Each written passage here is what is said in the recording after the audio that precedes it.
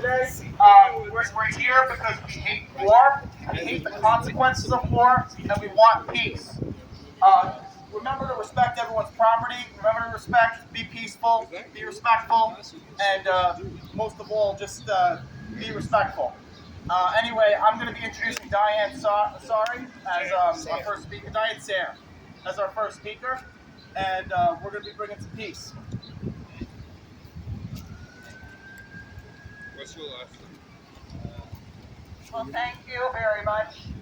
I'm very glad to be here, and thank you, Anthony, for taking the initiative on behalf of the Young Americans for Liberty and organizing this rally, which I hope will be only the beginning, because we need a real anti-war movement in the United States.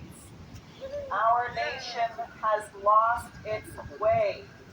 And we have a situation right now where the UK, NATO, and the US have said that they will never allow Russia to win in Ukraine, that Ukraine must be victorious. The problem is, for anyone who's ever looked at a map, Ukraine is not going to win this war, and they are not winning this war unless extraordinary means are brought to bear, including nuclear weapons. Now, the particular urgent danger we face is that the United States' first-use policy is very ambiguous. We reserve the right to a preemptive nuclear strike. The Russian doctrine so far has been no first use unless the existence of Russia is threatened. But as you may know, President Putin made a speech December 9th where he said that if the United States is going to do a disarming strike, that is, if the U.S. thinks that it can disarm Russia so that they cannot launch a second strike, a deterring strike, that Russia may have to change its policy to a first use, because if they wouldn't be able to deter a nuclear attack, that's what we're on. And the former president of Russia, Medvedev, who is now, I think, the deputy director of the National Security Council of Russia, said on Telegram that there are submarines with Zircon missiles, hypersonic missiles, stationed in the oceans on the coasts of NATO countries, including the U.S., 100 miles away from the Potomac. A hypersonic missile could take out our capital before the president had a chance to order a second strike. What I'm getting at, if all of this sounds absurd to you, because it is absurd, is contrary to the insane public service announcement put out by the Department of Homeland Security for the city of New York, that if there's a nuclear bomb, all you have to do is go in your apartment, close the doors and windows, and listen to the radio. That is not true. No one on the planet will survive a nuclear war. If you are not fortunate enough to be turned into ashes in the first strike, you will die of starvation once all of that ash goes up into the atmosphere, where it will linger because it's above the cloud formation, so the rain does not wash that ash down.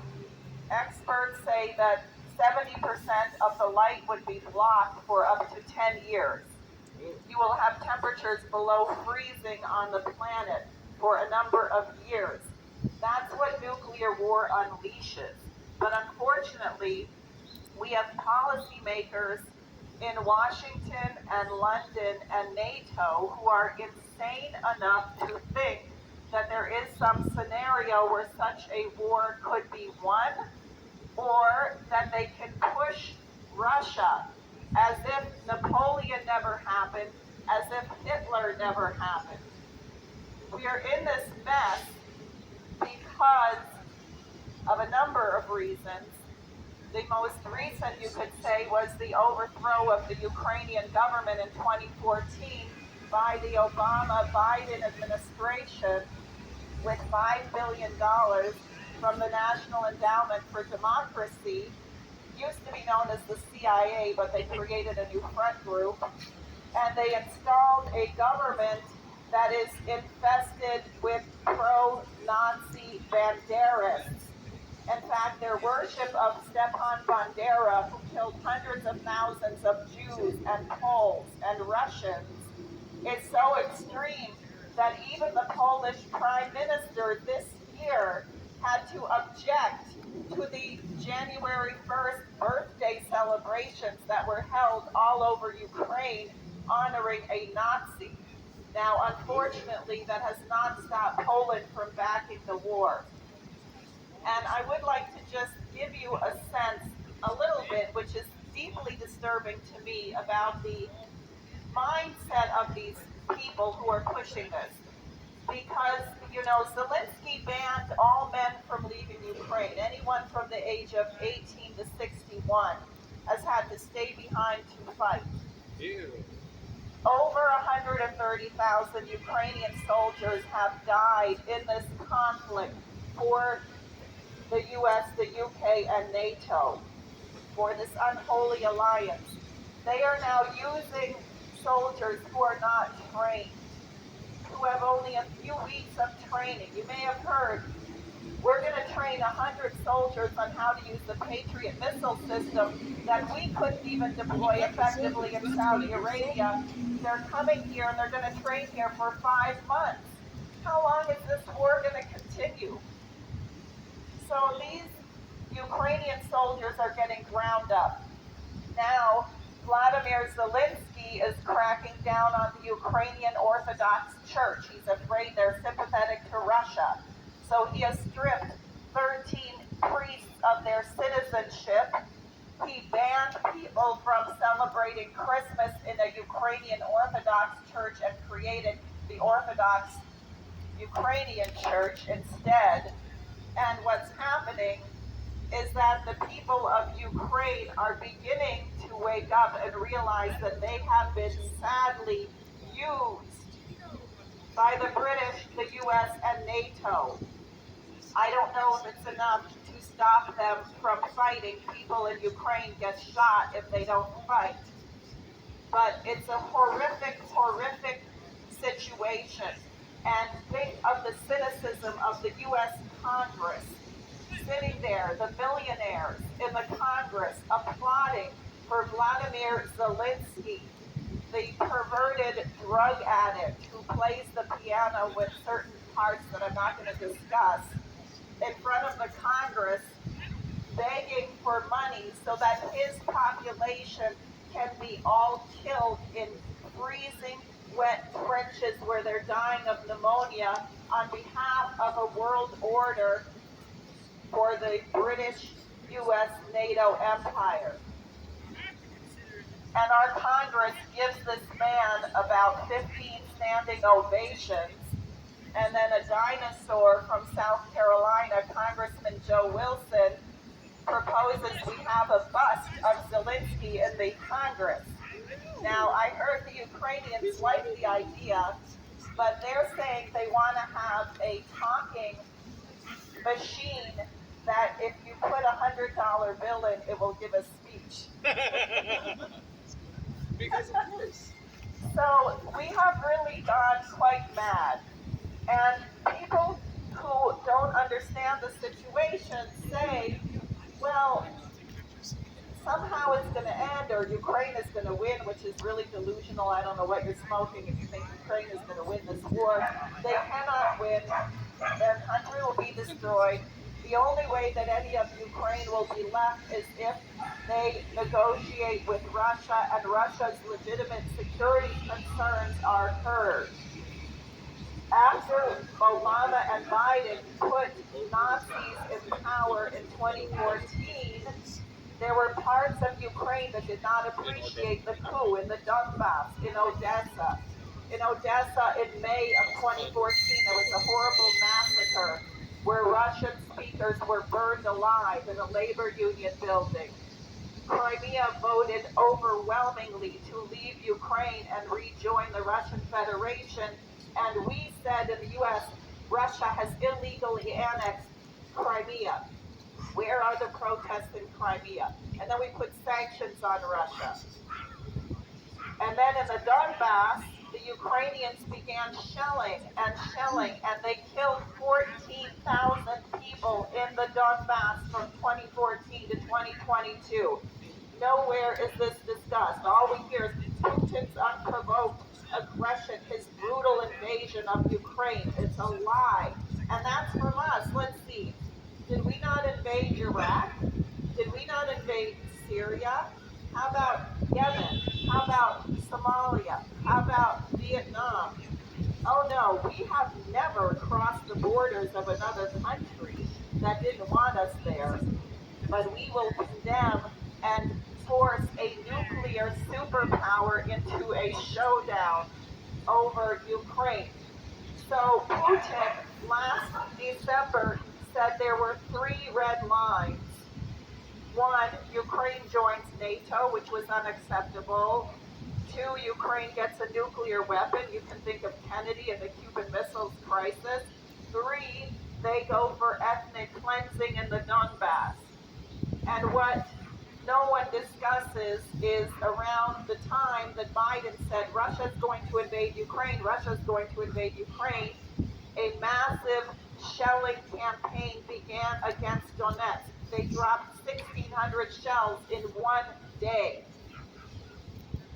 So Russia moved because they could not allow a situation where if Ukraine became part of NATO and Ukraine tried to take back Crimea, you would have war between the US and NATO, which is between Russia and NATO, which is what we have right now. And next, we're going to have war with China, even though the people of Taiwan voted against war with China when they rejected the current Tsai Ing-wen, leader of that region of China. They don't want a war with China, so now we're trying to get Japan. It wasn't enough that Nancy Pelosi flew over to Taiwan on her broomstick and a bunch of congressmen joined in, but now we're trying to get Japan. Remember, the former Japanese prime minister who was working with Putin was just assassinated. Why do you think that occurred? So now we're going to have Japan trying to provoke China over the Senkaku Islands. The Japanese prime minister is here meeting with Biden today, and we are saying we will use nuclear weapons to defend Japan. So we are in extreme danger, and people in the United States have no idea. They have no clue. We may not be able to be here next year. We may not be able to be here next week. What if there's an accident? What if somebody thinks that somebody launched something and retaliates and issues a hypersonic nuclear missile that's going to hit its target in 15 minutes or less, or 4 minutes if it's the Zircon missile right off the coast of Washington? Why is this happening? This is happening because the West is bankrupt. Particularly, you could go back to Nixon taking the dollar off the gold reserve system, but there is a gigantic bubble at the City of London and Wall Street. They're now admitting it's $2 quadrillion. So we can add up all of the GDP of every nation, and then we can throw in all the debt for good measure, the student loan debt, the credit card debt, your mortgage debt, the corporate debt. You will not get to $2 quadrillion. It can never be paid. Well, what do they think? Well, if we can have a giant war, we won't have to pay the debt. We can write it all off, and we'll be sitting on top of the rubble heap. And if a whole bunch of people die of starvation because we're destroying the food supply, and they die of freezing because we're shutting down oil and gas, and that's another one. I hope everyone knows that Liz Truss, the very brief-term Prime Minister of the UK, sent a text message to Tony Blinken at the time the Nord Stream pipeline was blown up, saying it is done. Now that's infrastructure terrorism. That's an $11 billion pipeline. Why is Tony Blinken not indicted? These people admitted, they're on the record, they blew up a pipeline. The UN, we should have hearings. They should be hauled in to explain this in front of the Security Council. So, and now, can you understand why Putin says there's no one in the West to negotiate with? That the West cannot be trusted?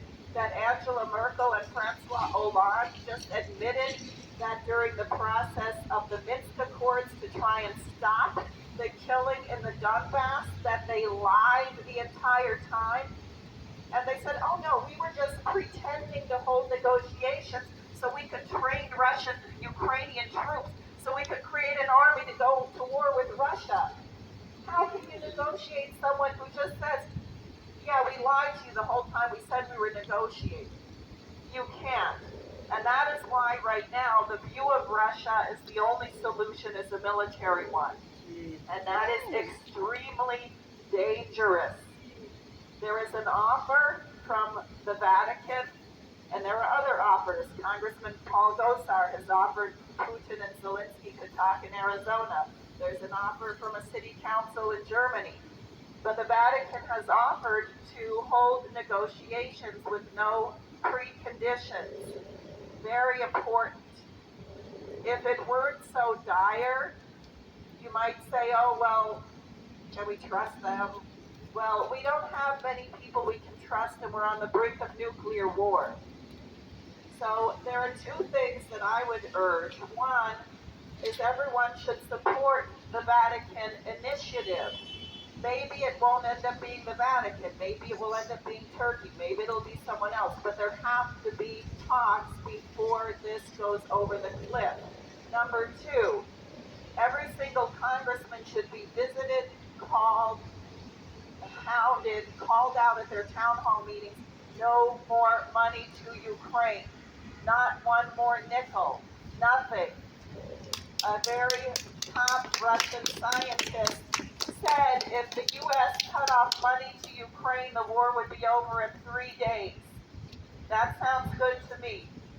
So no more money to Ukraine.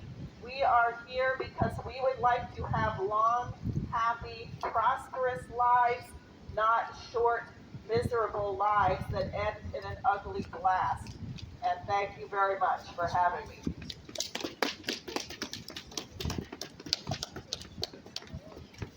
All right, at this time, I would like to introduce the New York Libertarian governor candidate, Larry Sharpe.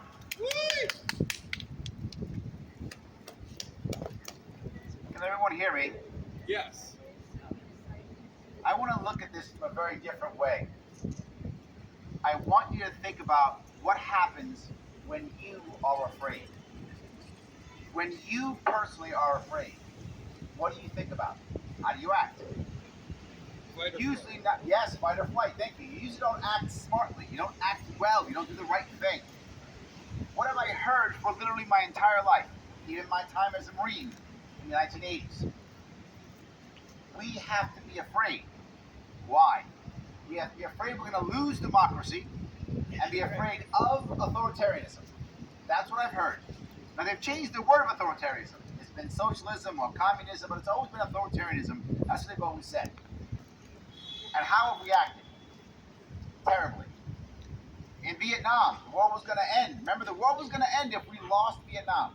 We lost Vietnam. Did the world end? No. No, it didn't. But what did happen? We went off the gold standard, didn't we? We took our money off of silver too. Remember that? And the Fed. Thank you. What actually happened? We were worried about authoritarianism overseas, but what did we get? More of it here. We wanted to protect democracy overseas. What did we not do? Protect it here. It happened when we wanted to invade the Middle East. We had to save the Middle East from democracy. Remember that democracy got democratized in the Middle East.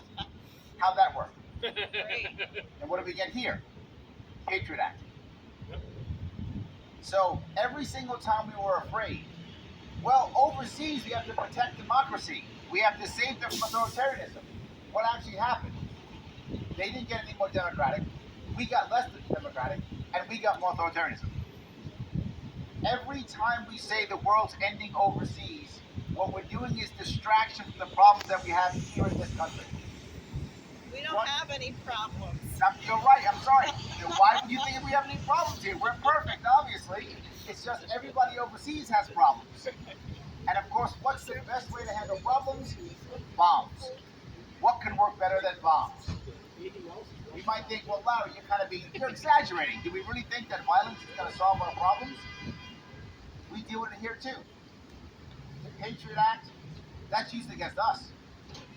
Yep. Every single thing we've used against those enemies outside of our borders, our government has now used against us inside our borders. Yet there's still always a problem outside, isn't there? There's always an enemy outside. There's a thing called a one-word story. The one-word story means you have one word that dehumanizes the people. One word. Well, you could say stupid, that's one, but we don't. We say authoritarianism, or communist, or socialist, or Illegal. in Vietnam, we said Charlie. When I was in the Marine Corps, the Russians were the bad guys. It was Ivan. Oh, wow. Nowadays, people overseas now they call it Haji. There's always a one-word story that makes those people inhuman. They're not real. We can destroy them. We can crush them. We can use violence to fix it. But I would ask you, has that ever worked? In the history of the United States, has it ever worked? We just bombed our way to success. And has our country gotten better as we bomb our way to success? Never. Never. You look at Vietnam. We spent 10 years in Vietnam, lost about 6,000 people in Vietnam, plus hundreds of thousands of people who were wounded and broken. And they told us we can't lose that war. We have to stay there. We stayed in Vietnam for 10 years. We stayed in Vietnam. What happened after we lost that war? Fast forward 20 years after we left, Vietnam has become our trading partner. That's the reality. What if we had just not bombed Vietnam for 10 years? They might have become our trading partner earlier. The one thing we have forgotten is that stronger than any bomb, more powerful than any Marine, is our culture. Our culture of freedom, capitalism, individuality. That is stronger than every other bomb we could ever make. It is stronger than any other Marine or soldier who's going to kick in someone's door. Why don't we export that instead? Why don't we, instead of saying let's bomb Ukraine or let's bomb Russia or let's bomb the Middle East, how about we say let's sell and trade with them? Woo! Yes. And you might go, well, Larry, this sounds crazy. Why in the world would our elites be doing this? I mean, everything Diane says correct. We all heard her say it. You say, we must be led by a bunch of crazy sociopaths who want to kill us all. And I would argue there's an important nuance. The leadership at the military-industrial complex in this country is not evil. It is apathetic. They don't want to kill us. They just don't care if they do. They don't want to destroy the entire world. They just don't care if they do. They are apathetic.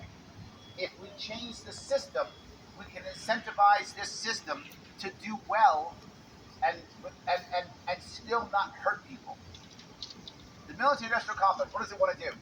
It wants to sell high price tag equipment across the world. That's what it wants to do.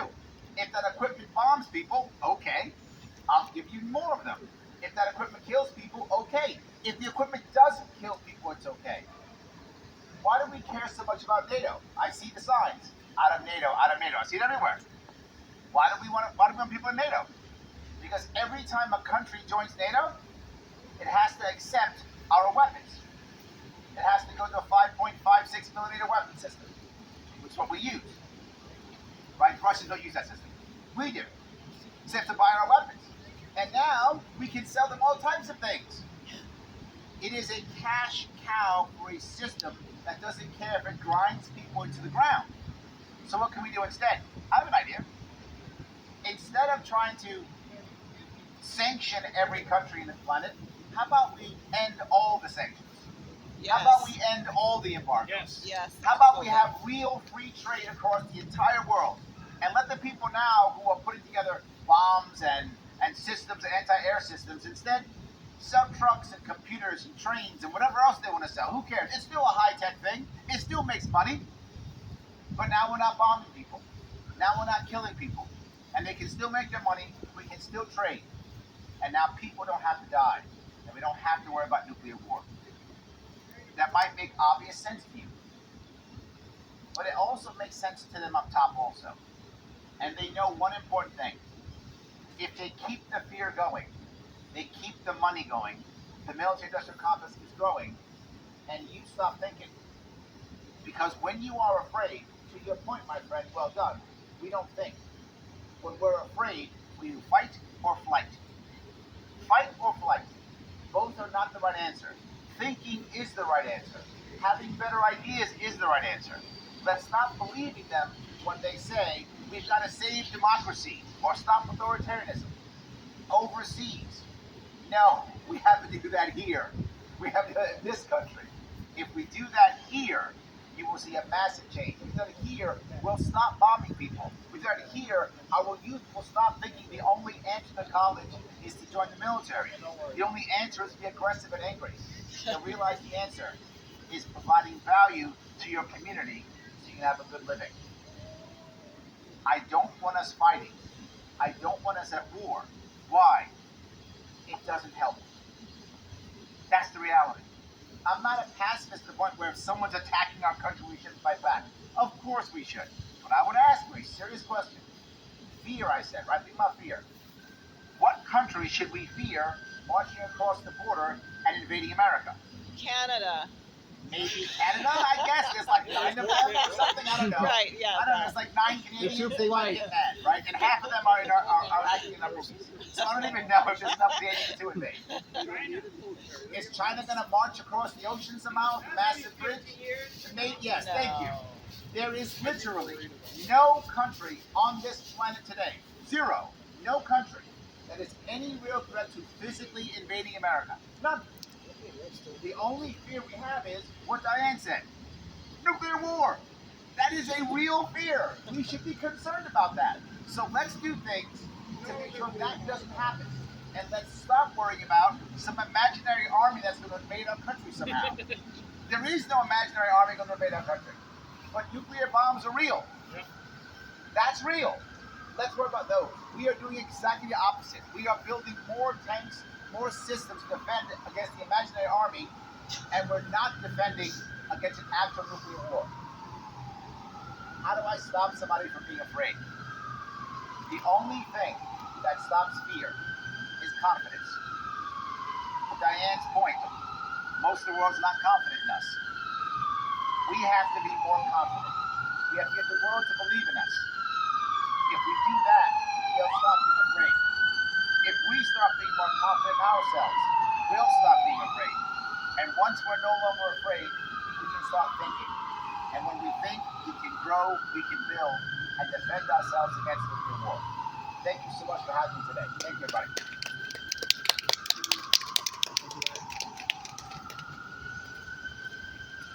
Good morning, everyone. My name is Anthony Pecoraro, and I'm the Connecticut State Chair for Young Americans for Liberty. I hate war. I despise politicians who lie us into new wars so that they can line their pockets while forcing innocent men and women, American men and women, to die defending our other countries. We're here today for a very important reason. We're saying no to the war-paid politicians who are trying to lie us into a war with Russia over Ukraine. Keep in mind that a war with Russia means nuclear war. Game over. No one survives that. I don't know about any of y'all, but I'm so sick of politicians sending tens of billions of dollars to Ukraine in weapons to Ukraine, to that little elf Zelensky in Ukraine, who didn't even have the common decency to dress nicely when he was visiting us in Congress. I'm so sick of living every single day afraid that it's going to be my last. I'm sick of hearing about all the death and destruction going on overseas because our politicians are enabling Zelensky to continue this war instead of seeking a peace agreement with Russia. And I'm sick of being afraid that nuclear missiles might fly over my head because of the actions of our politicians. Newsflash, Russia is not our enemy. Our enemy is in Washington, D.C., doing everything they can to get us into World War III. These are the same people that lied us into other countless wars. They lied to us about Saddam Hussein having weapons of mass destruction so that we could go to war in Iraq. They lied to us about who really orchestrated the 9/11 attacks and went to war in Afghanistan for 20 years. And they're going to attempt to lie us into a nuclear world war with Russia if we don't stop them. In fact, they already have with that whole Poland missile incident. They've already tried to lie us into a nuclear war. Thank God that it failed. Where do we go from here? We demand peace unapologetically and unconditionally. We demand that our government end all involvement in Ukraine and every other war that they've started.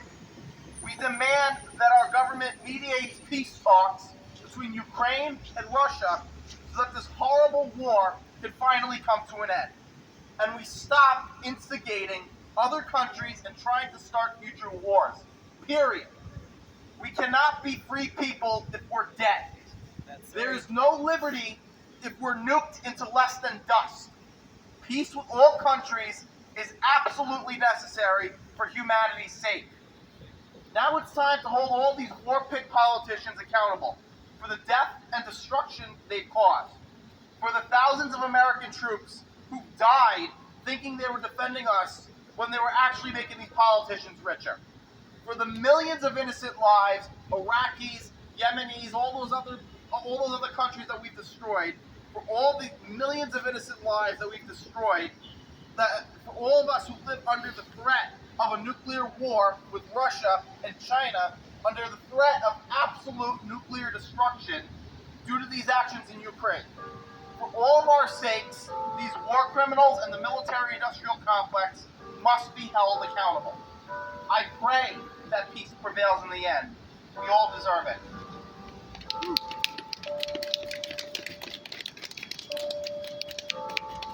Right, at this point, what we're going to do, we're going to start preparing a march over to the UN and come back here.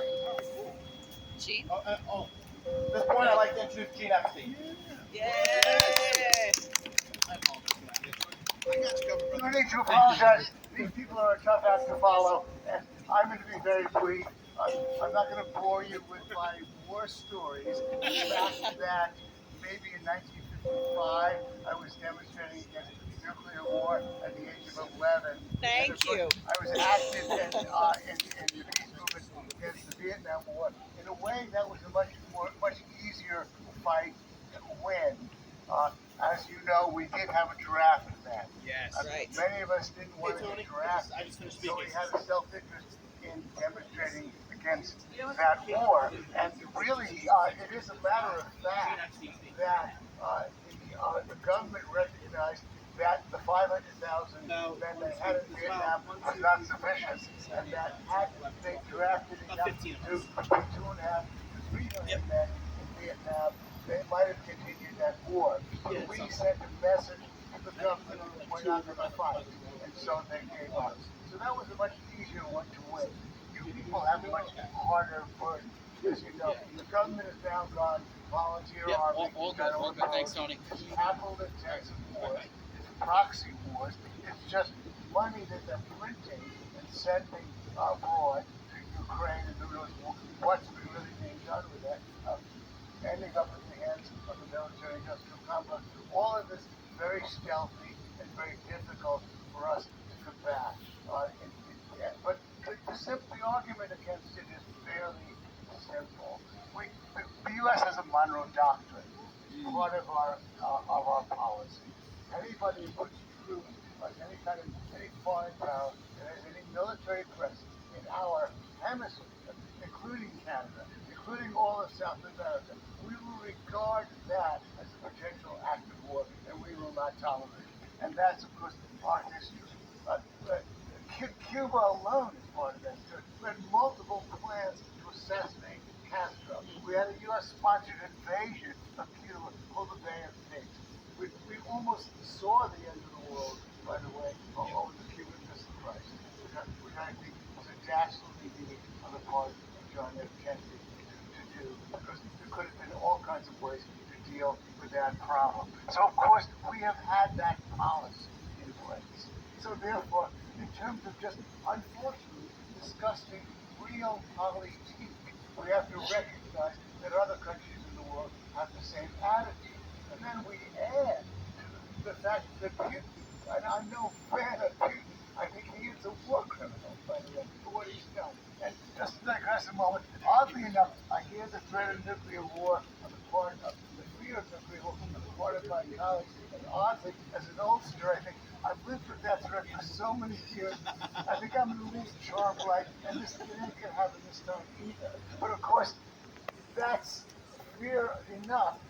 The problem of nuclear war is worry enough. But right now, innocent people are dying every day in that Ukrainian war. That, of course, is a fundamental concern that we all share. But the point to make to other people is that we're not saying that everybody in our government is evil. We're only saying that our government is living by a double standard. Yes. You obviously can't push people to the wall the way we have, because if we were pushed to the wall in a similar way, we would probably act with probably even worse than Putin's acting. So that's the simple argument against this war that you want to present to people, even though they're not being personally threatened, their sons are not going to get drafted in this war, and even though they don't even know anything about all that money that we send. It's difficult to feel it in terms of the price of inflation, in terms of the drain of our resources. So that's the argument, that's all it is, and it's exciting to be among you people, however few you are, because the demonstration against the Vietnam War, by the way, started in people getting it. Yes. And so it could build a greater, and we have to keep the flame of peace alive. And so it's a pleasure to be with you all. Thanks very much. Let's go. Woo! Yeah. Thank you. All right, so everyone at this point, what we're going to do is we're going to prepare to march to the UN and come back here. We're going to take a lap. We're going to cross the street. We're going to march along the gate. We're going to cross the street at the end of the UN, and we're going to march back here to reorganize. Okay. We're going to start preparing to do that.